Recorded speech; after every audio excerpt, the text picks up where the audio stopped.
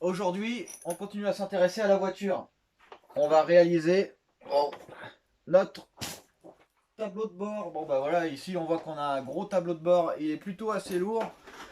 Et du coup, voilà ce qu'on va en faire. Un tableau de bord tout petit, en fibre, léger. Voilà. Et le compteur de vitesse, du coup, d'origine, c'est ça. Et nous, on va en faire ceci, évidemment adapté à notre tableau de bord. Donc voilà.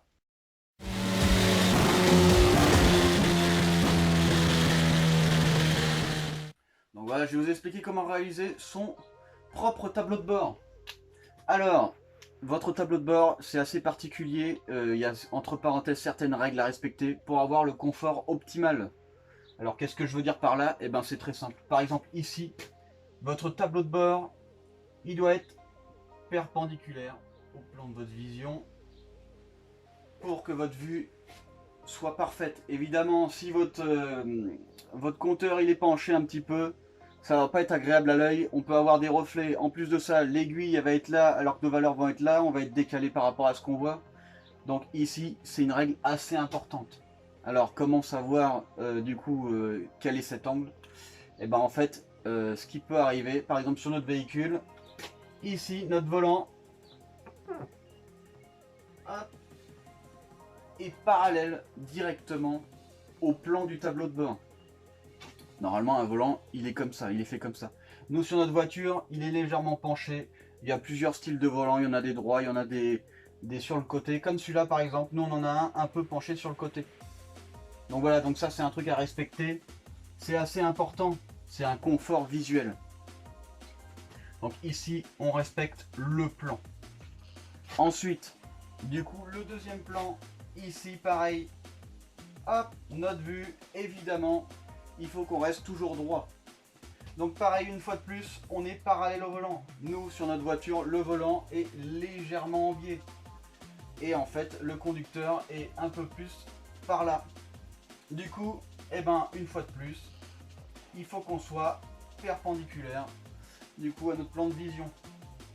Comme ça, pareil, une fois de plus, aucun reflet et on aura une vision optimale sur notre tableau de bord. Alors ça, c'est très important à respecter. Du coup, ce plan-là et ce plan-là. Vous aurez un confort visuel optimal. Les constructeurs, c'est ce qu'ils font, évidemment. Donc évidemment, il n'y a pas que ça aussi. Il va falloir voir suivant votre volant. Parce que suivant votre volant, votre organisation de tableau de bord va être différente. Il faut choisir le volant avant de faire de votre configuration. Par exemple, ici, on va avoir un volant comme ça. Alors, qu'est-ce qu'on a besoin de mettre pour notre préparation moteur sur notre tableau de bord? Évidemment, moi, je veux un compteur de vitesse, un compte-tour. Déjà, c'est le minimum. Ensuite, il va me falloir des indications de clignotant. Quand je tourne à droite, quand je tourne à gauche, il me faut une indication, c'est très important. Il va me falloir aussi, du coup, une indication pression d'huile basse, comme ce qu'il y a d'origine dans les voitures. C'est pas mal ça parce que c'est directement au tableau de bord, c'est visuel. Alors que sur notre mano, si on n'a pas un mano qui indique pression basse, on ne le saura pas. Alors qu'ici, hop, ça s'allumera rouge. Il nous faut aussi pression d'huile, température d'eau. Tout ça, il faut que ça passe à travers le volant. Donc suivant la distance ici, évidemment, on va pouvoir plus ou moins élargir nos manomètres. Donc là, il faut faire vraiment attention à ça. Une fois de plus, chose que je vous ai pas dit, ici, il faut faire attention à ne pas toucher le tableau de bord. Votre tableau de bord ici, quand vous l'aurez terminé, il faut penser à une chose très importante. Il faut penser ici à la casquette. Ça, c'est très important. La nuit, tous vos compteurs reflètent sur votre pare-brise, vous verrez rien la nuit. Ça m'est déjà arrivé. Du coup, maintenant, je mets une casquette. Donc voilà, important votre casquette. Quand vous avez vos doigts là, évidemment, il ne faut pas que vous puissiez toucher la casquette. Il faut penser à tout ça. Donc voilà, donc comme je vous dis, pour notre préparation moteur, de quoi on va avoir besoin? Du coup, compteur de vitesse, compte-tour, pression d'huile, température d'eau, température d'huile ou l'inverse. Température d'huile, température d'eau ou inversement. Alors nous, on a une cartographie compétition qu'on va programmer nous-mêmes. Il va nous falloir un truc qui n'est pas courant. C'est pas un shifter. Ici, c'est un capteur de cliquetis. Alors, qu'est-ce que c'est et comment ça marche? Eh ben, en fait, c'est très simple. Le capteur de cliquetis, dès que vous avez trop d'avance, il y a un cognement moteur. Dès qu'il y a un cognement moteur, ici, ça clignote rouge. Donc, dès que ça clignote rouge, on sait qu'on a trop d'avance. Ou sinon, c'est qu'on commence à avoir une bielle de foutu. Bon, là, ce serait vraiment pas de chance dès le début. Mais bon, voilà. Donc, ici, ça vous indiquera quand vous avez trop d'avance. Après, vous arrivez sur votre ordinateur et vous changez vos avances. C'est aussi simple que ça. Il va nous falloir forcément, vu qu'on a une cartographie du coup sur mesure, il va nous falloir un ratio air carburant.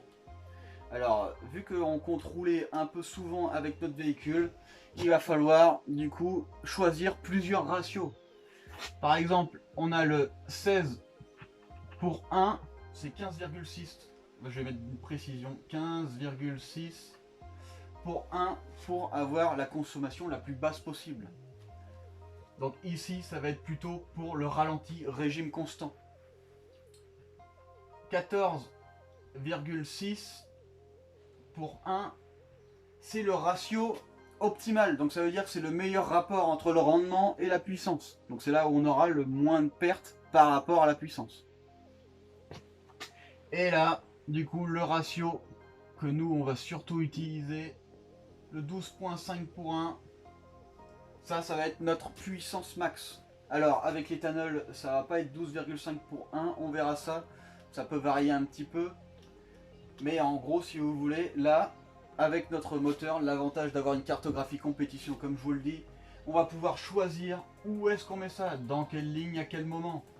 Par exemple, à partir de 3000 tours, je peux décider de mettre du 15. En dessous de 3000 tours, je peux décider de mettre du 14,6. Et au ralenti, je peux décider de mettre du 15,6. C'est aussi simple que ça, c'est le gros avantage d'une cartographie. Surtout en plus on est à l'éthanol, donc là il va falloir bien surveiller ça, c'est très important. Alors l'éthanol, ici quand je vous dis 14,6, c'est pas les valeurs ratio volume d'air, poids air, poids essence. Parce que évidemment l'éthanol c'est pas du tout la même chose, mais votre indicateur vous indiquera ces valeurs là. Donc on va se fier à ces valeurs là, du coup pour programmer notre véhicule. Donc c'est à peu près tout pour le tableau de bord.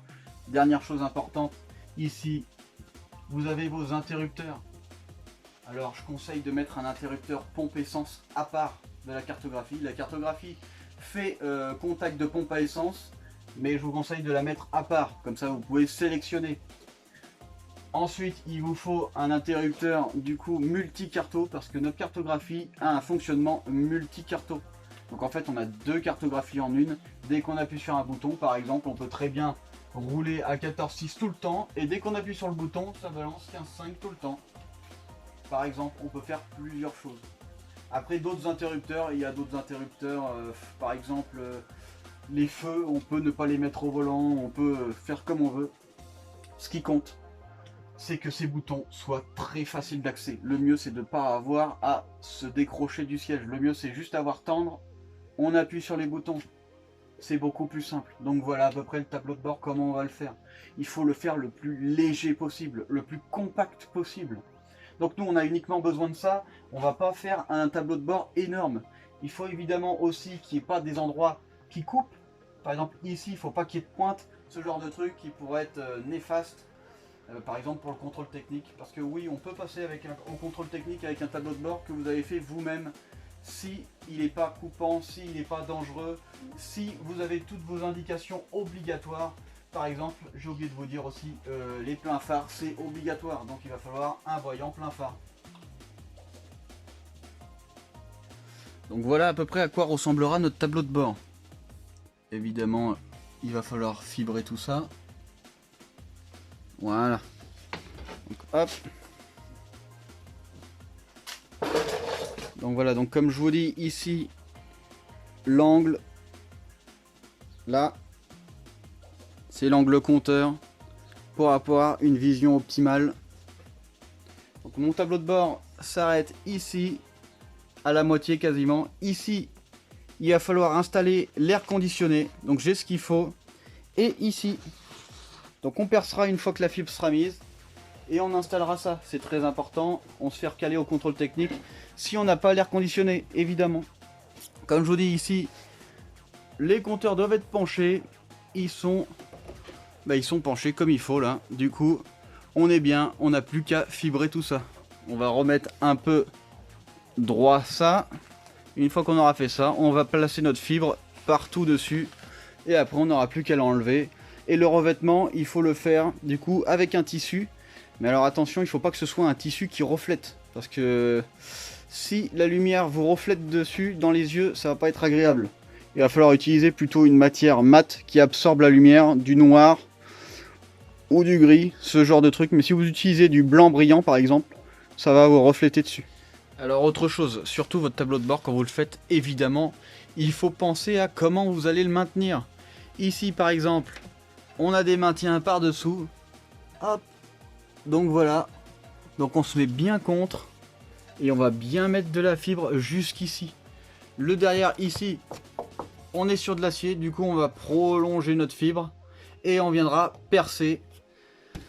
Et après on mettra un rivet nut pour pouvoir visser directement là.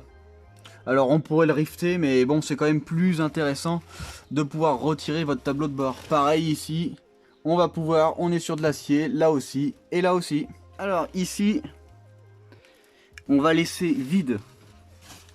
Alors je laisse vide dessous comme vous pouvez le voir, parce qu'en fait ça va être beaucoup plus facile de venir faire toute la partie électrique dessous. Parce qu'évidemment, une fois qu'on aura notre tableau de bord, il va falloir installer toute la partie électrique. On la fait uniquement après. Ici, j'ai deux autres maintiens au niveau de mon volant.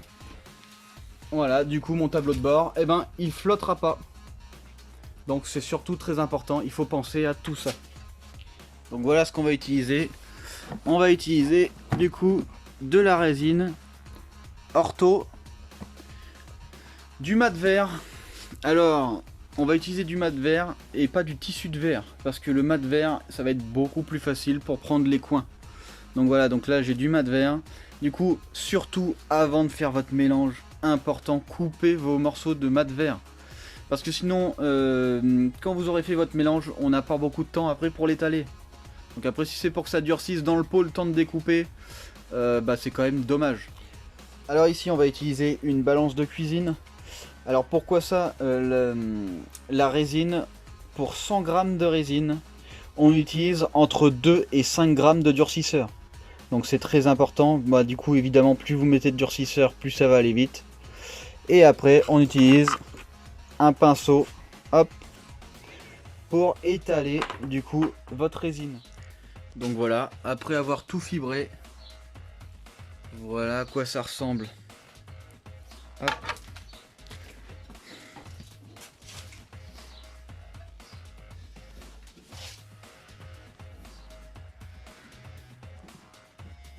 Voilà. Donc notre tête sera à peu près ici. Hop, du coup, il va falloir tout faire rentrer là-dedans. Tous nos compteurs. Je pense qu'on a largement assez de place. Vu qu'ici, on est vachement loin du volant. Qu'on aura largement de quoi faire plus on est loin. Ici, et plus forcément, on va pouvoir mettre de place. Donc voilà, hop, il a séché. J'ai fait mes contours pour la découpe.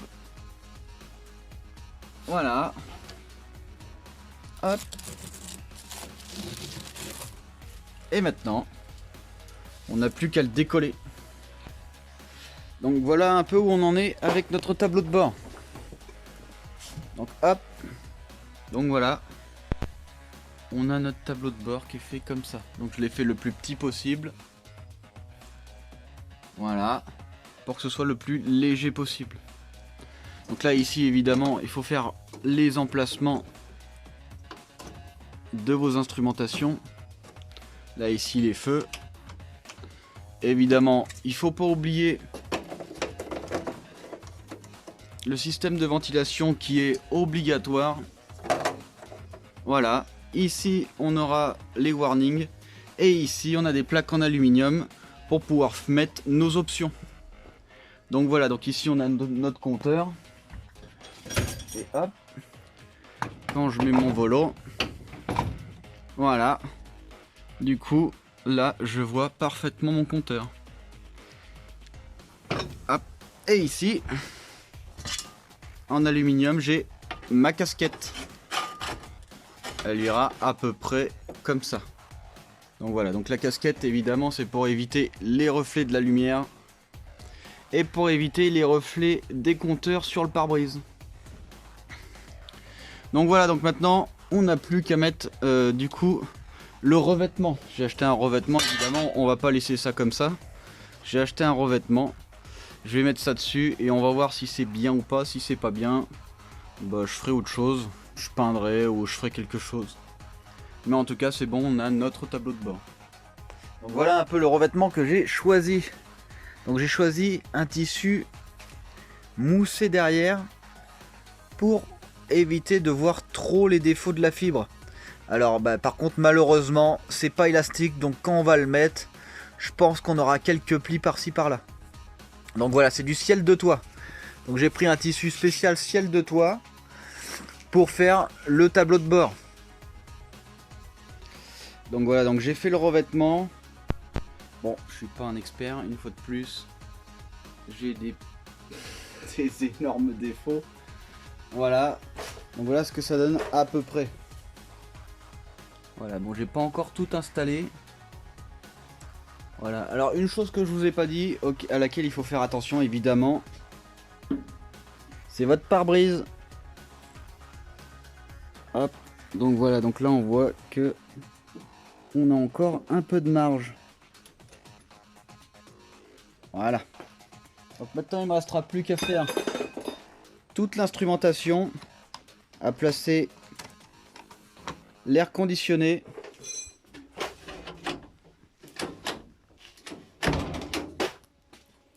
Hop. Et après, je pourrais placer mes plaques ici pour installer mes interrupteurs. Voilà. Et pareil de l'autre côté. Donc voilà à peu près ce que ça donne. Alors j'ai pris du noir pour éviter les reflets de lumière. Il vaut mieux éviter du coup tout ce qui brille et qui est blanc, qui reflète la lumière. Donc voilà, donc c'est un tableau de bord simple, hein. Il n'est pas extraordinaire. Mais en tout cas, il pèse à peu près 9 kg de moins, hein. Donc celui-là, à mon avis, une fois qu'il sera terminé, on sera dans les à peu près 2 kg. En comptant toute l'instrumentation, alors que notre autre tableau de bord, il devait être dans les 10 kg, 10 kg 5. Donc là, on gagne quand même pas mal. Donc voilà, j'ai plus qu'à installer après mon compteur de vitesse GPS ici. Et ici, il me reste encore, je crois que ça doit être la pression d'huile ici. Et après, bah, quand je suis assis, hop, voilà, donc je peux voir la route. Ça gêne pas, c'est pas trop haut. C'est hauteur de volant quasiment. Et je vois bien tous mes compteurs. Je peux même placer un volant avec une barre droite ici. Je verrai quand même mes compteurs. Donc voilà.